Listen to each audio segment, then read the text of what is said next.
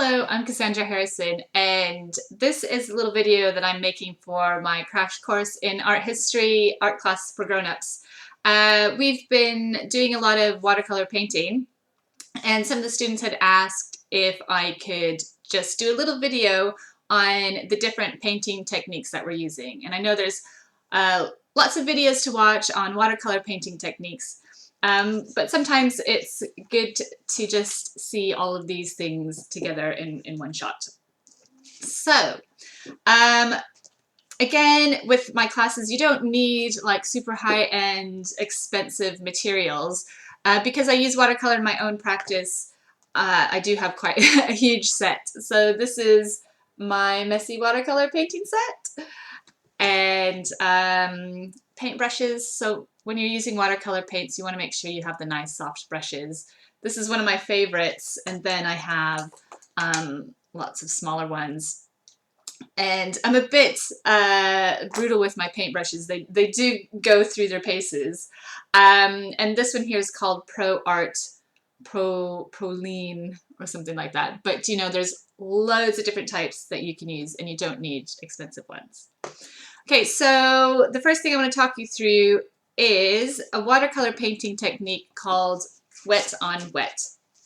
And that is when you put water on your paper first, and then you put the watercolor over it. All right, so I'm going to dip my camera down so you can see my table, see what I'm doing, and then I'll just go on to the next one. Okay, so here you have your paper. This is called wet on wet. And what you do is you just brush water across the paper. And this technique is really good for painting skies because the colors just run together. You don't really have that much control over your paint because it will just sort of spread out. So I'm going to make sure that I use colors that show up really well on the screen here. So I might stick to maybe purple and blue. So I've put water on my paint color. I've put the paint on my brush. And here you can see it just spreads out. And this is really good for all sorts of things, like if you want to paint some kind of a sunset, or if you want to paint, you know, water, you know, just blends together like this.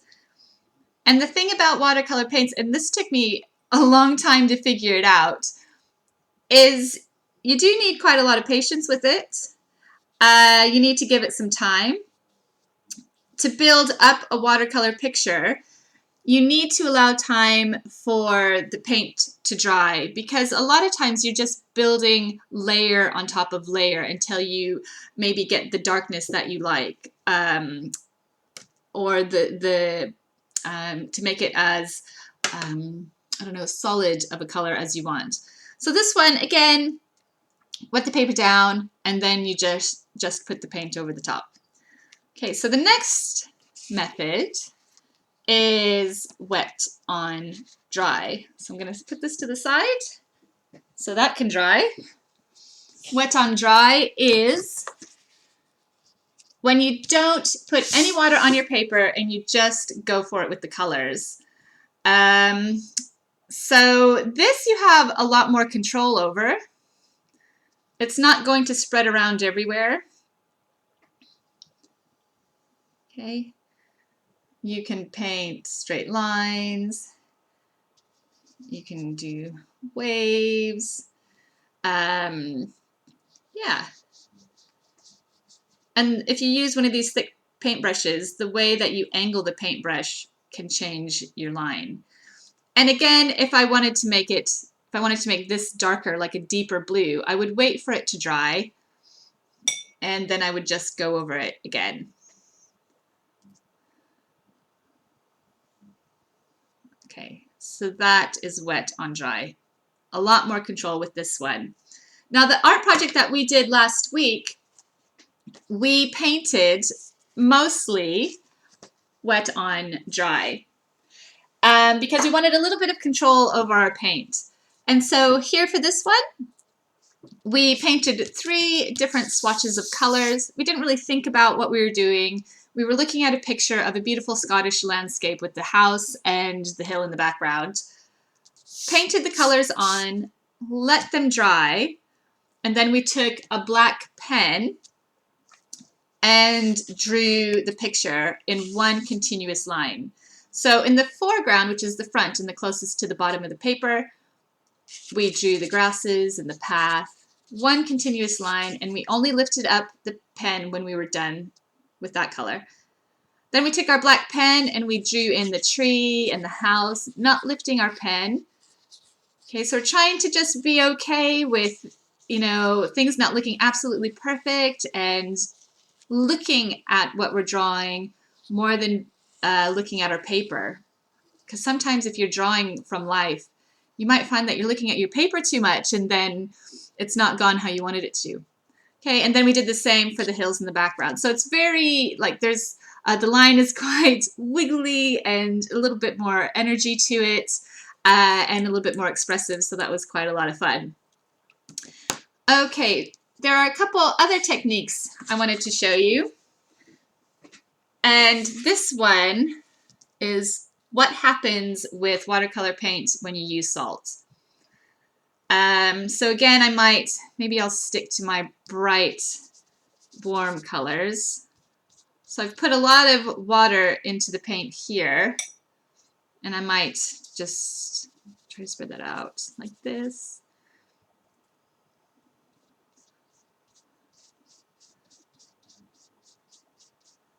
Maybe I might choose this over here. So I'm kind of thinking of something that's a little bit more fiery, right? And I just want to show you what happens when you add salt onto the watercolor paint. So I'm just, doing this here.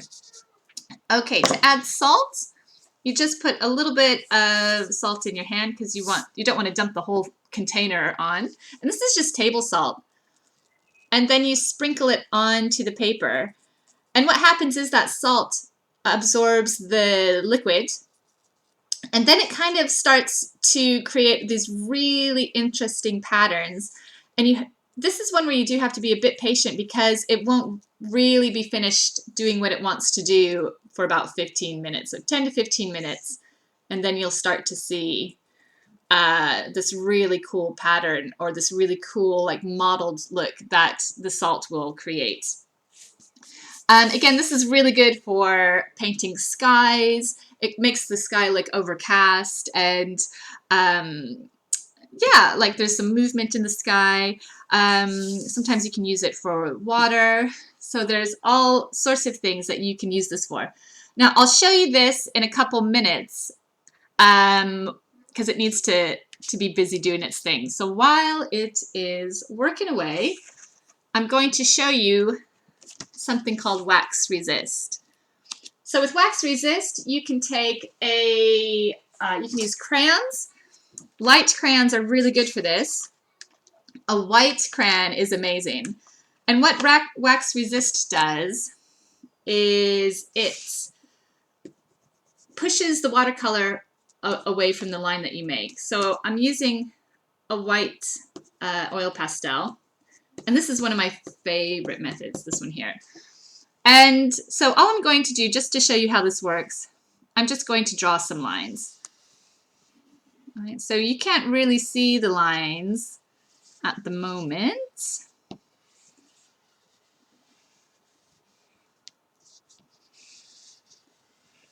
Just some big wavy lines. And now I'm going to take a gorgeous blue, like teal color, and I'm going to paint over the top. So I'm not putting water down right now. I kind of don't want to put too much water on this paper because it might not work its best if it's too wet. So paint over the top. And you can use this method for all sorts of things. You can paint or you can draw in, if you're doing a landscape, pattern in the landscape and then paint over the top. Clouds in the sky, paint over the top. If you're painting a still life, again, you can paint design or draw designs in the different items in your still life if you have a vase or something. And you can even use different colors. Usually light colors are best. Paint over the top and your line appears. Okay. So I'm going to set this to the side. Right. And I'll show you what is happening with the salt one. So you can see that something is starting to happen here. It's a little bit of magic. And this is such a fun thing to do for your own artwork, and also children really enjoy this as well because you never know what's going to happen. Okay, and finally, I do have a couple members of my class who they don't have their watercolors just yet, and that's fine. It's a bit tricky to get a hold of certain things just right now. So I'm going to just show you what you can do with overlapping markers. So here's my paper, and I use Tombow pens. I use them and talk about them so much. I really feel like they should give me a sponsorship. So let me see. Again, with this idea here, with this one here, instead of painting the color swatches, you can just take light colored markers and draw them in or color them in. So I'm going to use this one as my guide. And again, markers, any kind of markers are fine, but Tombows really are quite magic. Right, so there's that. So I would go like this here and just color it in. And actually, this is how I do a lot of my own sketch work. I make these blocks of color, and then I just draw over the top of them. So, like this here.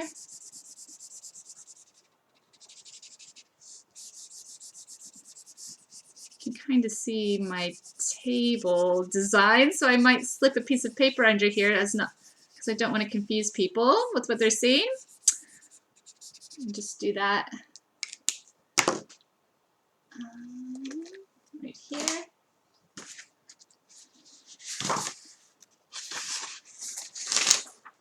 There we go. All off the cuff, not planned hardly at all. That's all right. Okay, and then I have, it looks like a lovely light green that I'd like to add. So for the hill and the trees. So again, just blocks of color with a marker. And the lighter the marker, the better, because then the line that you put over the top will really show up. And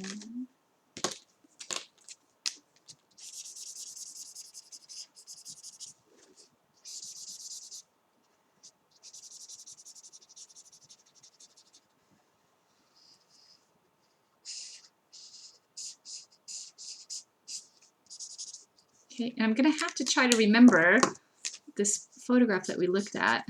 But it was gorgeous. It was this lovely white little house in the foreground of this landscape that was wonderful and rugged, which Scotland is just so wonderful for.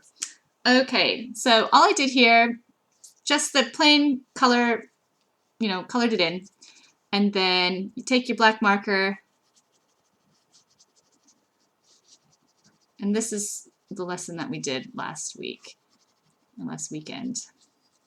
Okay, just one continuous line, then there was a path, tall grasses,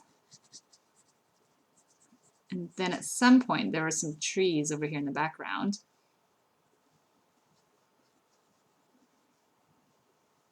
Okay.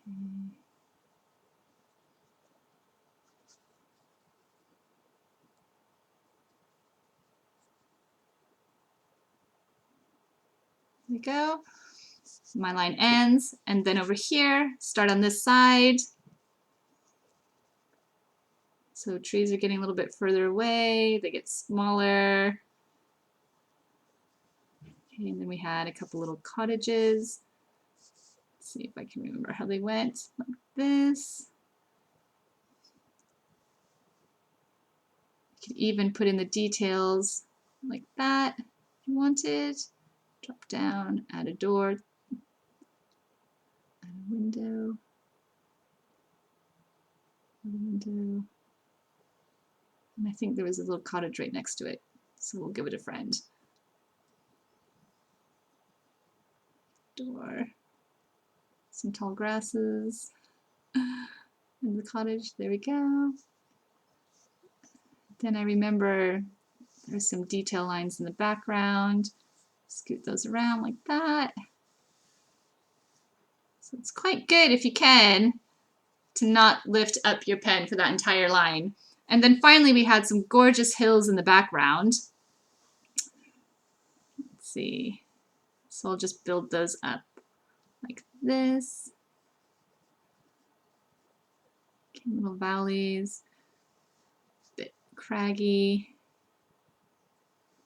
that, like that, like that.